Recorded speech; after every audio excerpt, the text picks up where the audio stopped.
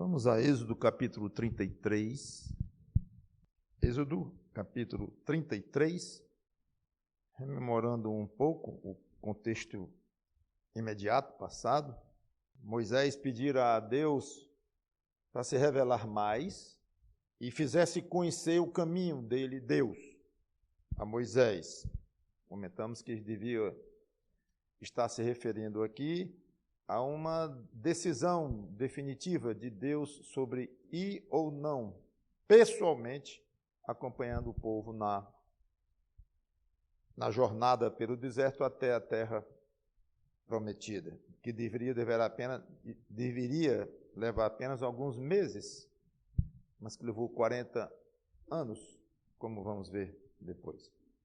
Seja como for, Deus disse que não iria mais com eles. Moisés, por causa da questão da idolatria, com o bezerro de ouro e tudo mais ali. E Moisés ficou muito sentido, subiu ao monte, conversou com Deus, voltou, colocou uma tenda provisória lá fora do arraial. E vimos isso aí. E ele também, Moisés, pediu para Deus provar que ele, Moisés, havia encontrado favor, graça da parte de Deus. Observei que Moisés se mostrava como que inconformado com o que já conhecia de Deus e queria mais. Isso depois de ter visto Deus na sarça ardente, depois de muitos milagres, poderosíssimos milagres na frente de Faraó, visto Deus no monte várias vezes, em que ele subia e descia do monte, enquanto o povo ficava reunido no pé do monte. Por último, falado com ele face a face, como vimos, nessa tenda provisória que Moisés armou. Um fato único na história de um ser humano conversar com Deus face a face. Não, expliquei na época, não vendo a face da glória de Deus, que homem nenhum poderia ver e continuar vivo, mas no sentido de face a face, no sentido de estar frente a frente, como um amigo com o outro, conforme Deus explica lá em Deuteronômio. E terminamos perguntando o que Deus iria responder a esse pedido de Moisés, aqui no capítulo 33, e fomos até o 16. Nós terminamos então apresentando as argumentações de Moisés, e eu até deixei um pequeno suspense, perguntando, e Deus, o que é que resolveu? Aí eu disse, na próxima semana, que é hoje. Êxodo 33, versículo 14, eu falei que tinha ido até o 16, não, tinha ido até o 13. Mas agora, então, recomeçamos com o 14, que eu tinha parado de propósito exatamente aqui no 13. Respondeu-lhe, a minha presença irá contigo, e eu te darei descanso. Vamos orar. Obrigado, Senhor Deus, pela Tua palavra, que o Teu Espírito Santo nos ajude a crescer e crescer com ela, com esta revelação maravilhosa. Contando com a presença do Espírito Santo em nós, a iluminação que Ele nos dá, sabedoria, conhecimento para entender as coisas do alto, poder espiritual para resistir às tentações, e que vivemos aqui nesta terra complicada, difícil, amaldiçoada por Ti, até Cristo voltar a estabelecer o seu reino e depois destruir esta terra e criar novo céu e nova terra. Estamos no meio do processo. É um processo doloroso, sofrido para todos os envolvidos, crentes especialmente no sentido de terra, por causa das perseguições, das dificuldades, mas esses mesmos crentes, felizardos que são, por terem sido eleitos para gozarem de eternidade ao teu lado com Cristo. Então, nos ajuda a passar esses momentos na terra difíceis. Em nome do Senhor Jesus Cristo. Amém. É quase inacreditável o que a gente lê aqui. A resposta de Deus: a minha presença irá contigo. Moisés conseguiu que Deus voltasse atrás. Deus revoga o que ele disse, ele cancela o que ele tinha dito no versículo 3, mesmo capítulo, está aqui, capítulo 33. Sobe para uma terra que emana leite e mel, eu não subirei no meio de ti. Já lemos isso, já pregamos sobre isso, acabei de rever tudo isso. E no mesmo capítulo, a minha presença irá contigo. Acho que 14. Então, Deus volta atrás. Eu não vou entrar pela questão da onisciência de Deus, que ele sabia, que ele é imutável. Eu já comentei rapidamente isso recentemente. Não vou desenvolver essa parte. Obviamente, isso não compromete em nada a imutabilidade de Deus, a presciência de Deus, a onisciência de Deus, nada.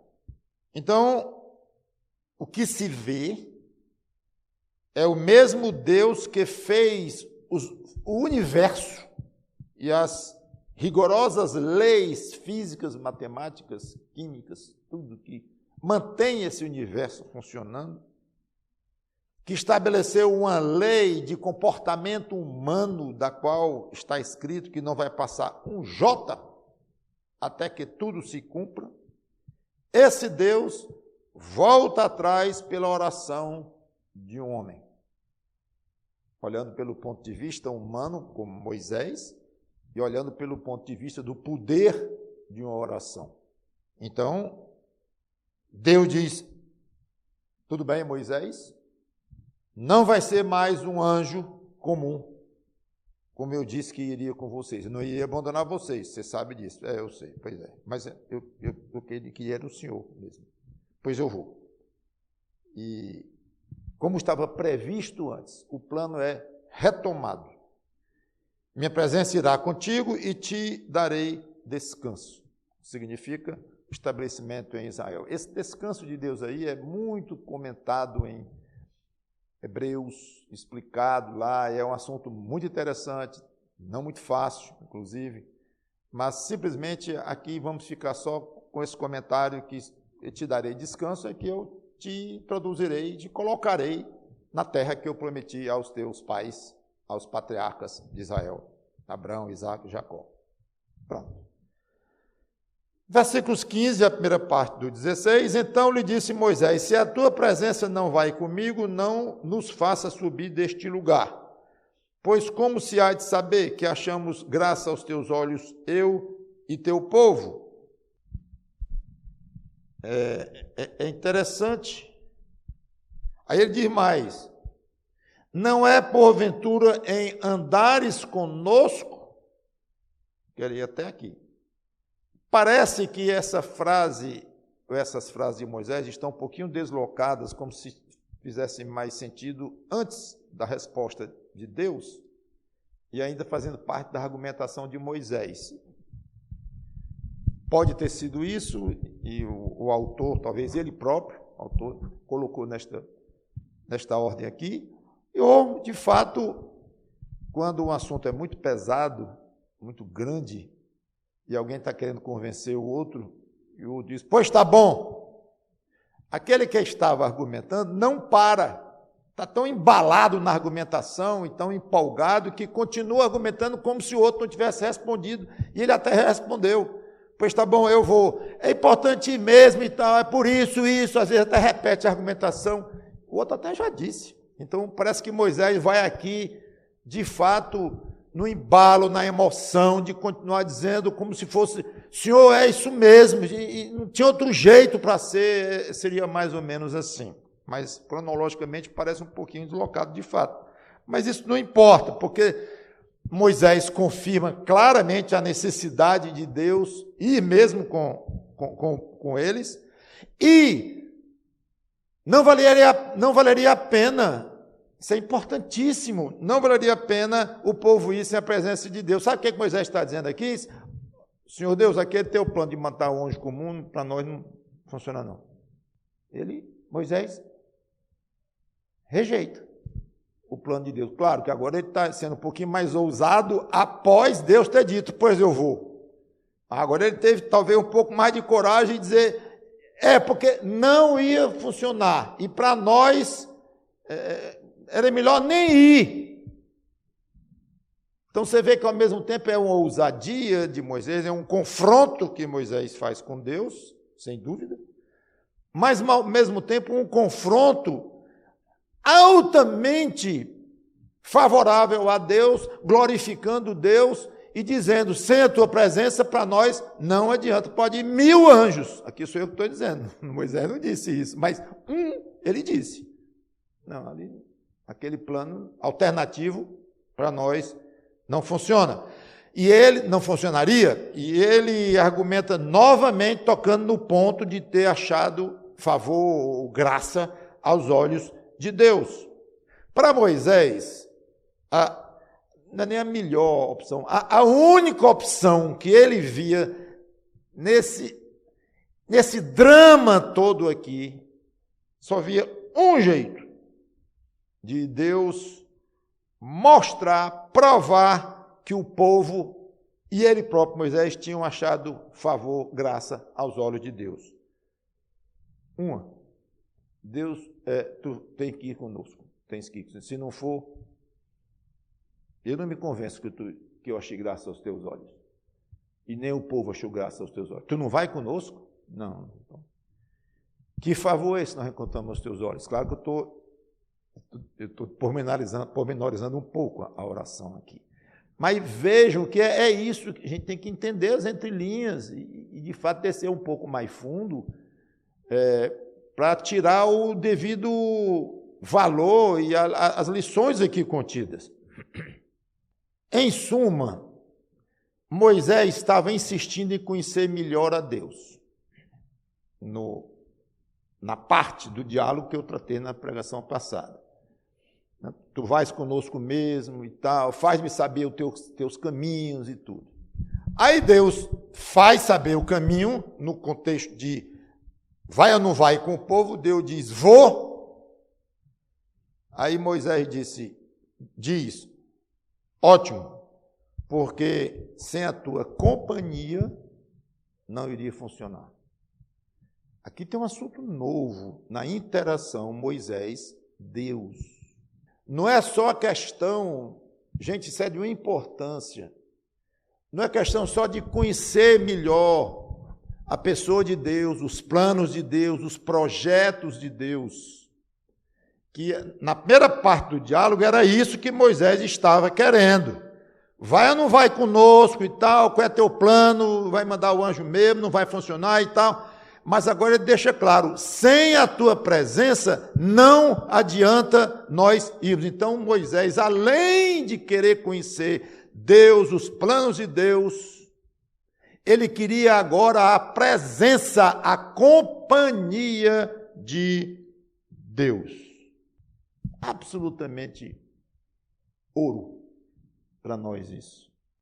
Você tem dito para Deus que se Ele não estiver lhe acompanhando passo a passo, não vale a pena você nem viver? Tocar para frente? Senhor, eu acho ótimo ler a Tua palavra. Eu acho ótimo aprender doutrina. Acho ótimo ir para os cultos, encontrar os irmãos lá, comungar com os irmãos, ler livros, saber que eu estou livre sobre a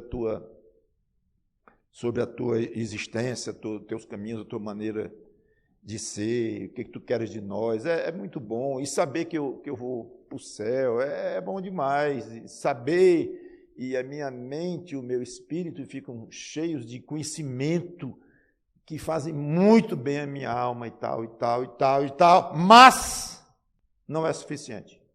Eu saber essas coisas e usufruir dessas verdades é maravilhoso. Mas para mim é muito pouco. Eu quero a tua companhia. Eu não quero só te conhecer melhor através das tuas revelações. De ler a palavra e saber que Cristo volta e vai reinar, e novo céu e nova terra. Ótimo. Não é suficiente. O meu dia a dia aqui, a minha trajetória para o céu, se não for com a tua presença, não me interessa. Senhor, eu não quero ir para lugar nenhum nesta terra sem a tua presença. E vou dizer mais, Senhor, eu não quero ir nem para o céu sem a tua presença. O céu não me interessa. Mas está cheio de anjos lá, é lindo, é maravilhoso, é espetacular. O céu, você não pode imaginar o que você está dizendo, a beleza que é o céu. Não me interessa ir para o céu sem a tua presença, sem imaginar tu lá, imaginar Cristo lá. Não, eu não quero ir para a escola amanhã, eu não quero ir para o meu trabalho, eu não quero ser vacinado, eu não quero nada. Nada. Eu vou ficar no fundo de uma rede. Eu não quero nem ficar no fundo dessa rede. Porque ficar no fundo de uma rede doente com a tua presença, é desagradável, mas é rico. Enche a alma, enche o coração. Lá na UTI, com a tua presença, funciona. Sofrendo com dor, seja como for, mas eu estou com a tua presença, tá bom. Aí eu atravesso isso aqui e vou para o céu numa alegria que eu não posso falar. Mas sem a tua presença não me interessa. E você pensa que sabe orar, né? E eu, e nós. Isso é uma oração de um crente. Às vezes aqui no culto de oração, no nosso pobre culto de oração, em termos de frequência, de número, e nosso riquíssimo culto de oração em termos de qualidade dos que estão aqui e das orações que são feitas aqui, algumas vezes a gente tem que dizer, o dirigente e tal, pessoal, agora vamos orar um pouquinho mais para cima, né? Já disse quantas vezes, vocês sabem. Porque é natural, mas a gente fica muito aqui, né? E agora com a pandemia dessa, aí pronto, aí é fulano, é o primo de fulano, é ciclano que adoeceu, orar por isso, aí vai. Agora posso dar a ideia que o pastor Mauro está considerando de pouca importância orar pelo primo de um, pela mãe do outro, então, de jeito nenhum. Tudo isso é importante. Mas é a prioridade nas nossas vidas? Não. É o mais importante? Não. Então, se por acaso a gente orasse pela saúde, pelo bem-estar e tudo, mas estivesse no fim brigando pelos minutos que faltam, e disse, espera aí, eu quero orar, mas quero te orar um pedido aqui. Diga aí, quem foi que adoeceu lá na sua casa? Lá? Não. Eu quero orar pedindo a Deus a companhia dele, que eu estou achando pouco. Esse é um pedido de oração que mostra onde é que o crente está com a mente prioritariamente. Repito que as coisas da terra são importantes, devemos orar por elas, pelos nossos parentes, amigos, tudo isso. Mas achar que isso é a prioridade, mas eu vou até o último dia. Claro, eu vou bater na tecla. O importante são essas coisas que nós estamos observando aqui e mostrando. Vejam, adquiram visão. Mas não sou pastor. E você acha que o Espírito Santo só ensina pastor? E tem muito pastor que o Espírito Santo não ensina quase nada, porque o pastor está noutra também, até ensinando heresia. Tem tanto nome de gente que se diz pastor hoje, que dá asco. Então, o importante é o crente adquirir por si só sabedoria suficiente para ler as Escrituras e ver que coisa linda aqui, cara, que coisa. Olha Moisés aqui, lutando, ele não para de lutar, sempre querendo mais Deus, e Deus cedendo, Deus concordando em ceder. Como é, Moisés? Eu acabei de lhe dizer, lá no versículo 3, que eu não vou com você. E você continua. Não. Pois tá bom, eu vou.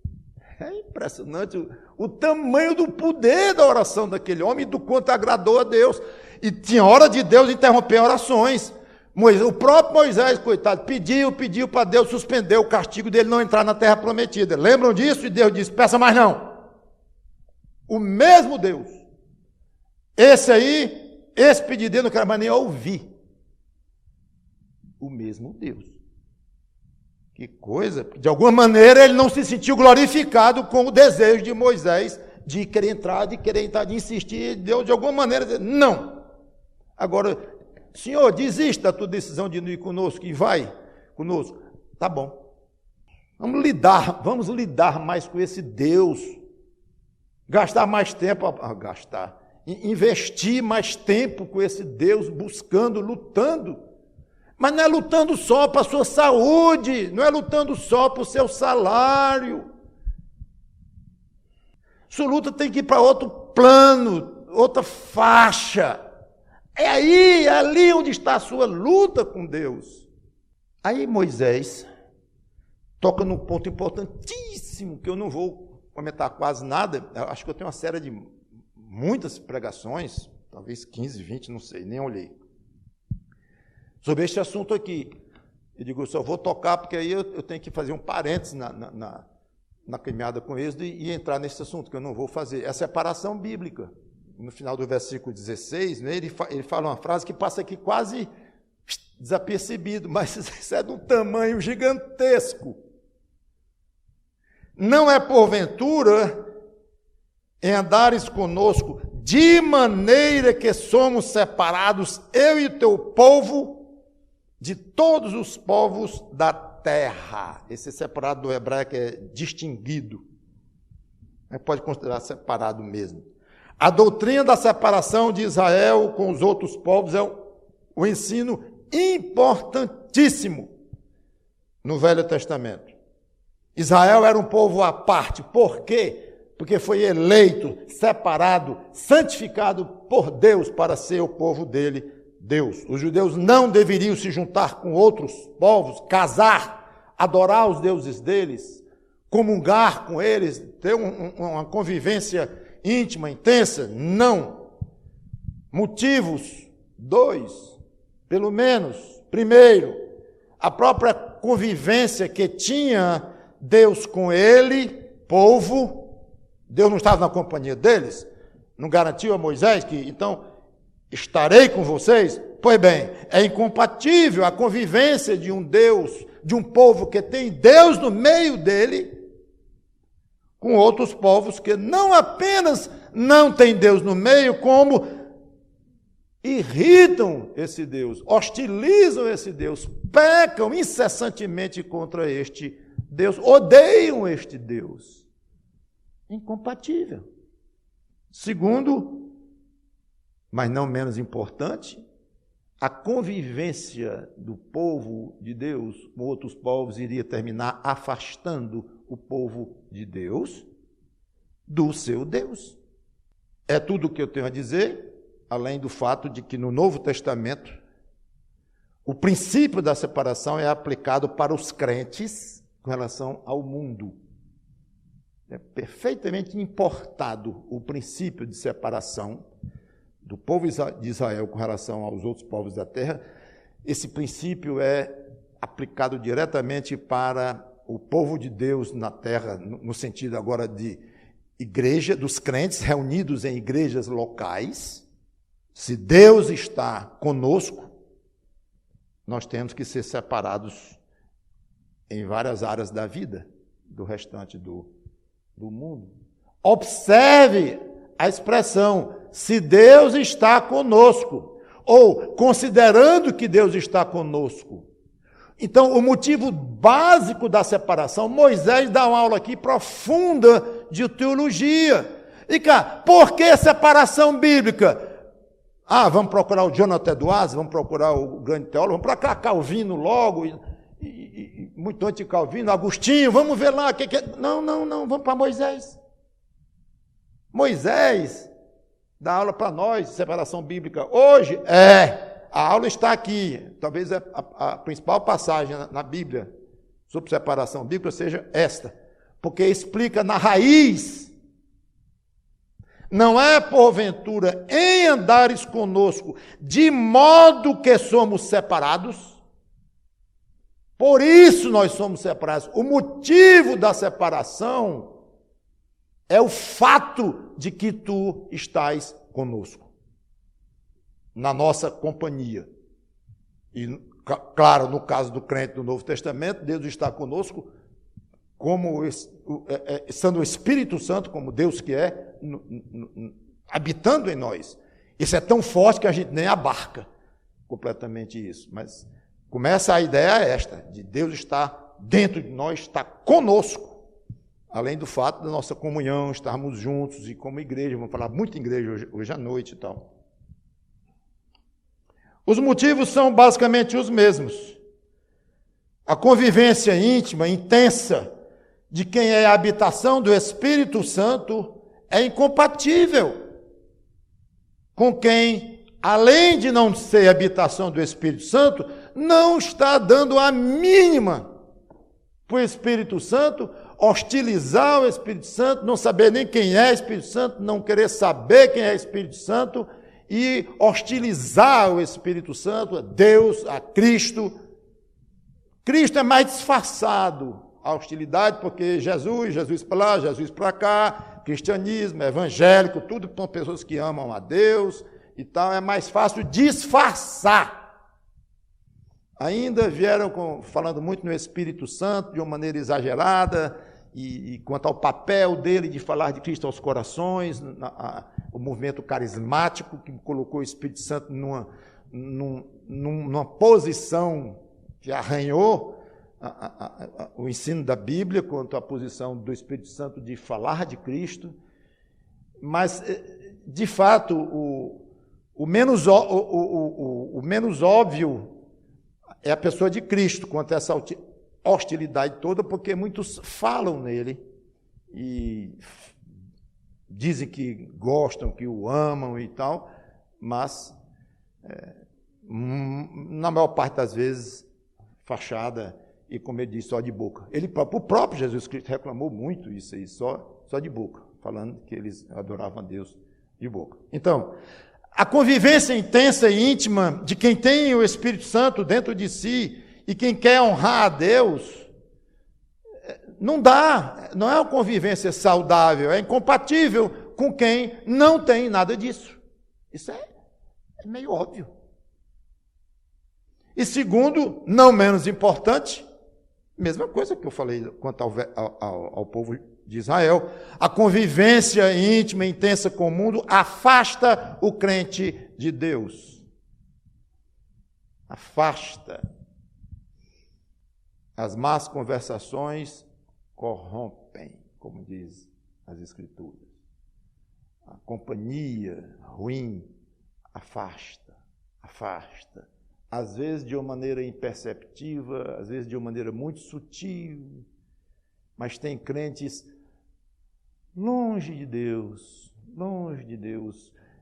e não longe no sentido de pecado explícito, de um testemunho que está envergonhando a igreja, que necessita a igreja se reunir, os pastores e diáconos, líderes da igreja, vir para uma sessão, encarar e disciplinar e tal. É necessário muitas vezes tudo isso, mas isso é pouco. Acontece muito pouco esse tipo de situação. Muitas vezes o crente, quando entra num rumo desse tão contrário ao andar cristão saudável, ele próprio se afasta, vai embora. Então, não estou falando desse tipo. Eu estou falando de crentes que estão longe de Deus, não a tal ponto de pecados explícitos e escândalos, mas a ponto de valorizar pouco as coisas do alto, de fazer orações muito elementares, de não valorizar um culto de oração que a própria igreja promove toda semana, não valoriza nem um pouquinho. Parece que não entende, não entra na cabeça, que tem condições de estar, mas não vem. Não entrou. Está longe.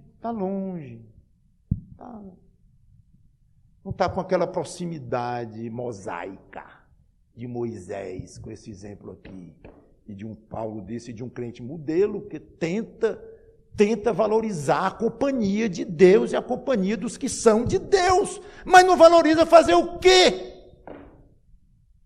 Não adianta. Eu já disse, eu vou... Pastores antes de mim, pastores de hoje, pastores depois de mim, muitos, milhares talvez, passam pela fase de ver, não vai, além deste ponto, não vai, porque o Espírito Santo não quer ir, não quer dirigir lá, ele vai estabilizar os crentes, por isso, eu não sei, não sou Deus, graças a Deus eu não sou Deus, então me compete só pregar e tentar viver uma vida de exemplo, mas botar na cabeça, abrir a cabeça, não é nem a cabeça, que abrir a cabeça um cirurgião faz, mas é abrir o espírito, abrir a alma e colocar dentro, valorize isso, não adianta, chega um ponto que ora, prega e Deus resolve fazer o que Ele quiser, mas o fato é que muitos crentes andam frios por causa da não separação com as coisas do mundo, sim, isso é altamente questionável hoje, politicamente falando, é uma coisa horrível nos dias de hoje, é uma arrogância, um orgulho inaceitável, um negócio odiento. Eu sei o que esse mundo velho perdido está fazendo com esse negócio de minoria, com tudo. Devemos amar as minorias, devemos amar até os inimigos, quanto mais minorias. Mas é óbvio que está sendo feito um barulho completamente desproporcional, completamente avesso, até ao bom senso, ao que é razoável, nem falando em coisas das Escrituras, se falarmos aí que arranha tudo mesmo. Então, o mundo está assim, cada vez pior, e não sei se vai ter retorno. E o crente que se envolve com o mundo ali, não a ponto, repito, dos pecados escandalosos, mas ali naquela convivência, muita conversa, muito papo, muita troca de ideia, muitos grupos e muito isso e muito aquilo, ele vai se afastando sem notar muito e vai se intoxicando de coisas tipo essas do mundo, as coisas longe de Deus que o mundo adota, prega, fala, tudo, é uma tristeza, isso. E às vezes não percebe bem, porque o crente consegue manter um nível de comprometimento com Deus e com o povo dele razoável, dá um bom testemunho de vida, contribui com a sua igreja financeiramente, ajuda um missionário aqui e acolá, razoável. Tem uma vida no lar, saudável, com os filhos, com a esposa, com o marido. Tudo bem. Então, eu não vou dizer que mantenha as aparências, porque seria muito mais forte do que eu estou querendo dizer. Porque um crente desse não tem só aparência para mostrar. Ele tem, de fato. Ele tem amor a Deus, ele tem interesse em servir a Deus, ele ama a Deus. Então, não é questão de aparência somente, não. Seria muito mais forte. Claro que tem aqueles crentes assim, ou que se chamam crentes. Não estou falando deles, não. Estou falando de crentes tidos como crentes sérios, vamos chamar dessa forma, e que levam a vida cristã de uma maneira razoavelmente a sério e tudo. Mas é uma mistura com o mundo, é uma mistura, é um vai para lá e vem para cá, vai para lá e vem para cá, é uma cabeça confusa, a gente nota claramente confusa, não sabe direito as coisas, não sabe para onde vai muito bem, ama Deus e gosta da igreja, por outro lado tem isso, aí começa a falar de motivos e motivações e coisas que já é mundo não pecaminoso, mas mundo no sentido de não valorizar as coisas de Deus, não crer no poder de Deus, eu não posso isso porque assim aquilo, eu não me envolvo aqui porque assim isso, aí começa a mostrar que não crê muito que Deus pode compensar aquilo, se a pessoa mostrar um super compromisso aqui, Deus compensa as ausências que vêm de lá, não, porque aqui eu tenho que ir, se eu faltar aquilo, a empresa, o negócio, a família, o filho, Então, aí joga um peso aqui. Mundo. Porque a sua família é coisa do mundo. Pastor, agora o senhor me ofendeu. Tá bom, então eu ofendi a mim mesmo, porque eu também tenho família. Tenho mulher, tenho filhos, tenho netos. É do mundo. Porque lá no céu eu não vou ter mulher. Você vai? Você vai ter marido lá no céu? Você vai ter filho lá no céu? Então é do mundo. Sua família é do mundo. E o fato de ser do mundo não quer dizer pecaminoso. É claro que não. E não é esse o sentido que eu estou colocando aqui. É no sentido que tem a ver com as coisas passageiras.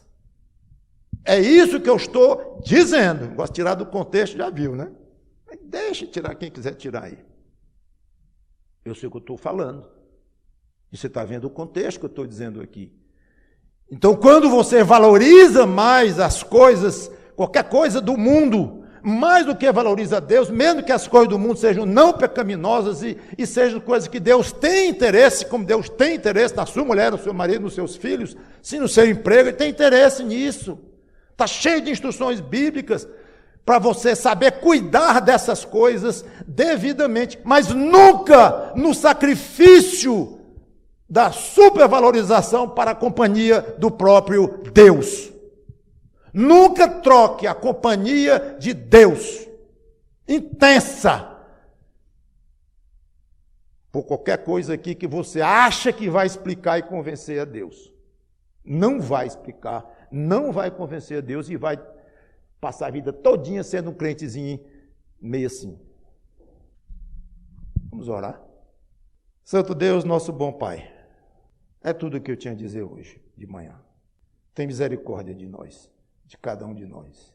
Que o Teu Espírito Santo seja mais valorizado em nossas vidas. A Tua presença muito mais valorizada em nossas vidas. A Tua companhia. E que o mundo nos atraia menos, mesmo o mundo no sentido altamente saudável. As relações familiares e tudo mais. Sei que toquei em ponto muito delicado. E espero ter tocado de uma maneira correta e que Teu Espírito aplique de uma maneira correta para termos crentes muito mais inconformados com a Tua companhia, porque querem mais e mais e mais. E ao fazer isso estarão Te honrando. Em nome do Senhor Jesus Cristo. E muito obrigado por Moisés. Amém.